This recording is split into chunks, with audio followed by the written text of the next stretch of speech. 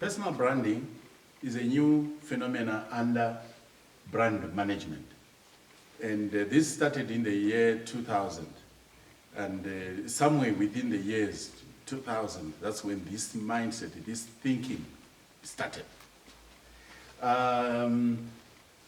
When I was growing up, I would get the question, and generally most of the blacks, or most of the black from Africa, from Zimbabwe in particular, do you have this question, what do you like to do when you grow up? Answers would be, would want to be a teacher, a soldier, a nurse, a police officer, plus. Those were focused, in other words, success was focused on more of the career orientation. We were oriented towards a career specifically. But then the new thinking in the personal branding framework is saying, let's look at the person in a more holistic manner, which means we are now looking at an individual guided by the wheel of life, which was developed by guys like Paul Meyer, developed by guys like Brian Tracy, Glenn McQuick. These guys came up with a lot of brilliant ideas related to the wheel of life.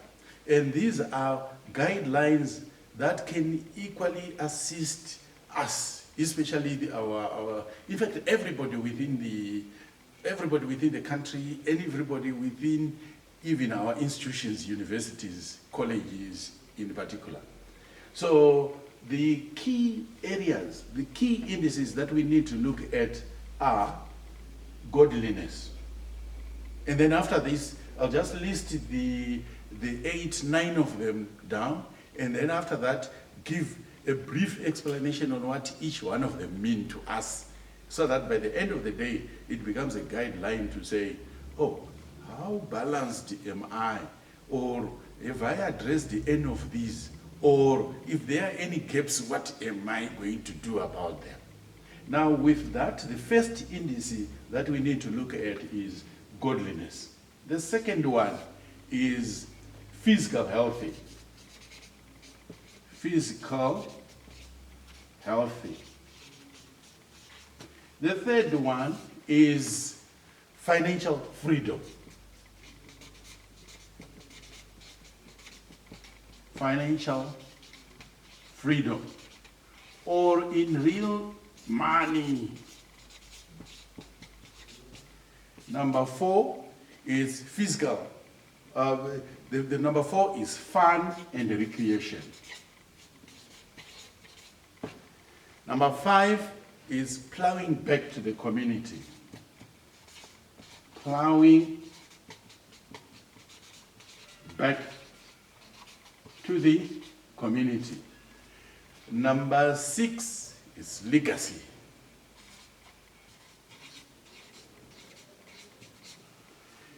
Number 7 is, I would want to term it a happy family. It's not just a question of having a family, it has to be a happy family. Number 8 is strategic networks.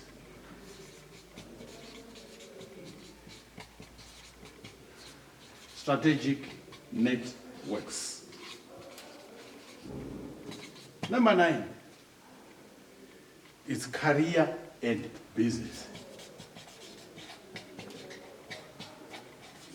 And business.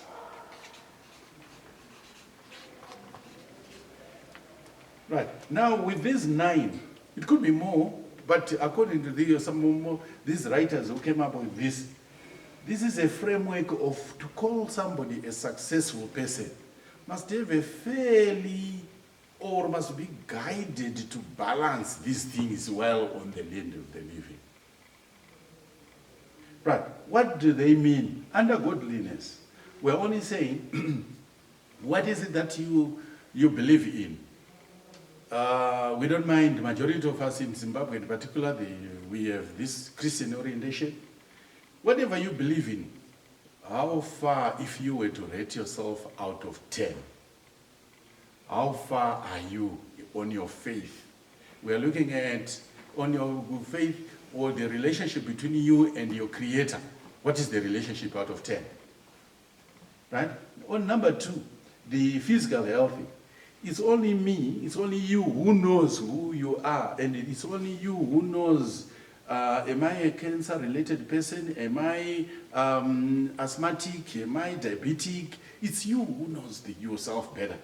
And in view of that, if you were to rate yourself, well, what rate would you give yourself out of 10? And then under financial freedom, especially in Zimbabwe, especially Zimbabwean colleges and universities, you will find majority of us are focusing more on career than the finance. You think, when I finish my degree, when I finish my diploma, I'm going to do 1, 2, 3. And yet, it's something that must start as early as 4 years. If you go to the Jews, go to the Indians, they give that orientation the earliest in the growing up of their children. So with that, financial freedom by definition is that ability to do what you want, when you want, with whom you want, according to your budget. Now with that, it's something that has to start the earliest possible.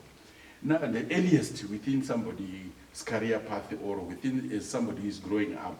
Fun and recreation is equally something that we need to look at. Even a college as such, if you will rate yourself out of 10 to say, how much time do I invest to under fun and recreation? The university in particular, the oral colleges, they provide the sports activities, they provide the clubs, they provide all sorts of fun that is accessible to our students. But how many students participate there? How many students participate? In real terms, it's an area that needs a lot of attention, because majority of our students, where they go to the lecture room, they go to the room they stay, and go to the dining hall, by the end of the day, sleep, rest, and by the time they finish their route, by the time they finish the 4 years, they've gained very limited. I could also give an example of fun and recreation. Our daughter did a very interesting dimension under that.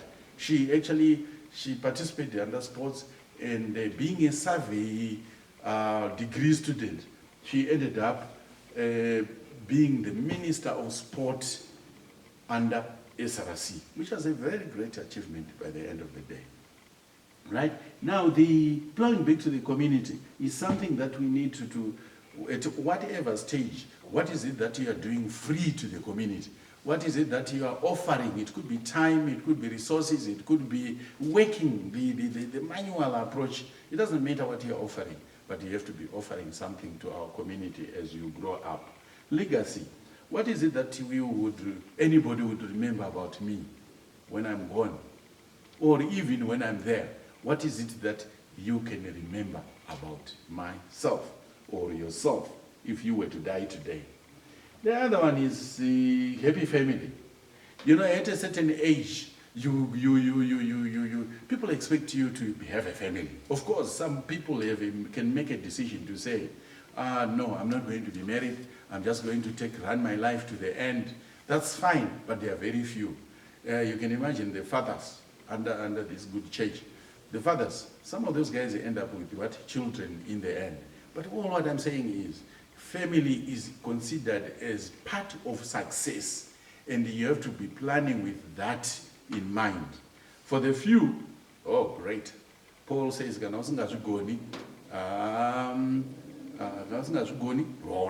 in other words, if you are failing to stay alone, go ahead and get married. So family becomes one of the key areas that you need to consider as we grow, as you grow up. Family, not only family, you need to think about the happy family. You need, during the period of college, we want to think about how you can attract, how you can engage, how you can propose and come up with a relationship that can be solid for the future. Then the strategic networks. As you look at all this, you want somebody who is going to assist you somewhere.